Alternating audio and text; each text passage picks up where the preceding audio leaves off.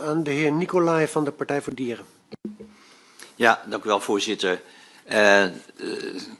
De mensen van de commissie hier, mijn medesenatoren, zullen zich allemaal herinneren de eerste dag dat we op Sint Maarten waren. En dat we daar inderdaad, waar de heer Schalk had het er al over, ontvangen werden in een kerk. En dat we eigenlijk, voor een aantal mensen was het de eerste ontmoeting. En dat ze eigenlijk een heel wijze les kregen daar. Want ik herinner me nog, als ik me tenminste goed herinner, dat de betrokkenen toen zei, you need tropical lenses. Heel veel van de problemen, heb ik het idee, op dat moment werd dat ook eigenlijk onderstreept, komt denk ik doordat wij een verkeerde bril op hebben als we naar die eilanden kijken. Het is geen Wormerveer, het is iets heel anders met een hele koloniale geschiedenis enzovoort. En over die tropical lenses, ik was heel erg getroffen, en dan kregen we nu ook tot de staatssecretaris, door wat zij zei in de Tweede Kamer.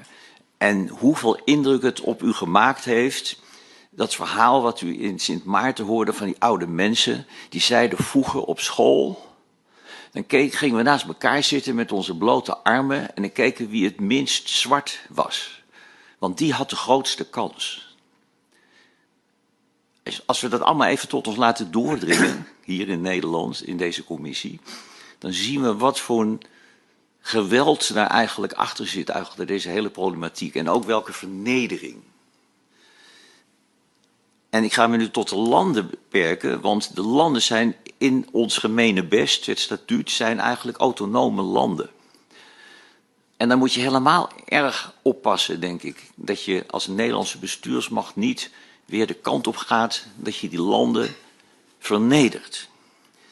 En daarom richt ik mij tot de staatssecretaris, want de vorige staatssecretaris, in mijn optiek, ik zeg in mijn optiek, heeft echt op 3 punten meegewerkt aan, voor mijn gevoel, vernedering van die landen.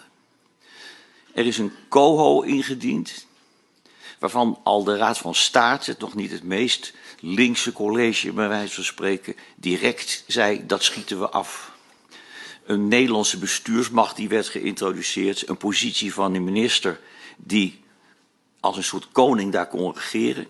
Een tweede vernedering is een geschillenregeling, die is er uiteindelijk niet gekomen.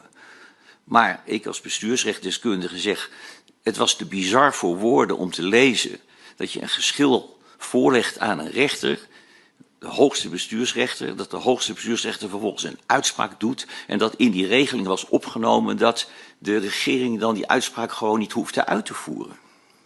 En dan kom ik tot de derde vernedering, en daar heb ik met de heer Knops uitgebreid over gehad. En dat vond ik het allerergste. De COVID-crisis, de coronacrisis breekt uit en die landen, autonome landen, krijgen een pak papier voor zich waarin staat dat ze zich aan allerlei dingen moeten confirmeren, dat ze akkoord moeten gaan met een coho en het was tekenen bij het kruisje. Ik vroeg aan uw voorganger, konden ze eigenlijk wel nee zeggen? En ik vond het goed van uw voorganger die zei nee, ze konden geen nee zeggen. Maar wat betekent dat? Het betekent gewoon dat je in een dwangpositie bent gebracht. Als u toen de NRC commentaar las, dan zei de NRC ook, ja, dit is gewoon het rekolonisatie wat hier plaatsvindt. Hoe vernederend is dat?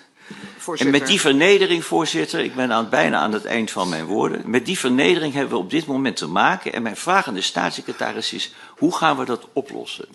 Ik zou me kunnen voorstellen, namelijk dat deze staatssecretaris, die wel die tropical lenses heeft, waar we het over hadden, dat hij in staat zou kunnen zijn om te zeggen, dat was niet goed wat daar gebeurd is.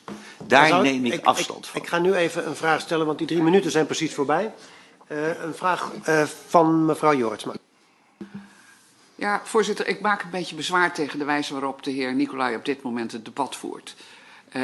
De vorige staatssecretaris wordt eventjes een kopje kleiner gemaakt. En de wijze waarop hij spreekt suggereert dat het allemaal door ons bedacht is en dat er aan de andere kant geen enkele gedachte is geweest. Daar maak ik bezwaar. Ik zou, als ik aan de overkant in de regering zat, daar toch wel ernstig bezwaren tegen hebben. Waarom doet u dat nou zo? Dat is de vraag. Waarom doet u dit zo? Waarom doe ik dat zo? Omdat ik zie hoe het gegaan is.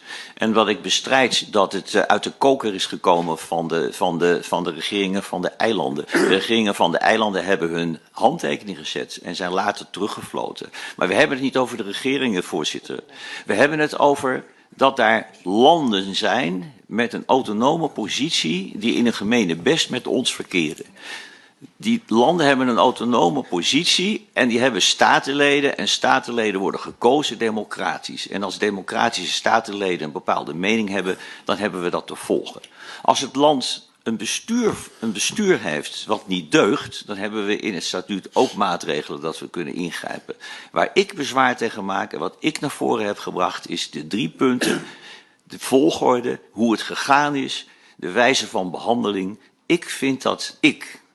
Wij als fractie vinden dat vernederend. Als mevrouw Jorritsma van de VVD dat niet vernederend vindt, ik kom dat voor haar rekening. Ik vind het vernederend. En ik zie ook, voorzitter, aan de vragen van anderen over hoe gaan we verder met die coho? En er zijn statenleden die zich gaan verzetten enzovoort. Dat heeft daarmee te maken. We kunnen alleen maar gewoon weer schoon schip maken door te zeggen, dat is niet goed gegaan. Dat is mijn overtuiging en hiermee wil ik afsluiten. Dank u wel. Dat lijkt me een hele goede suggestie.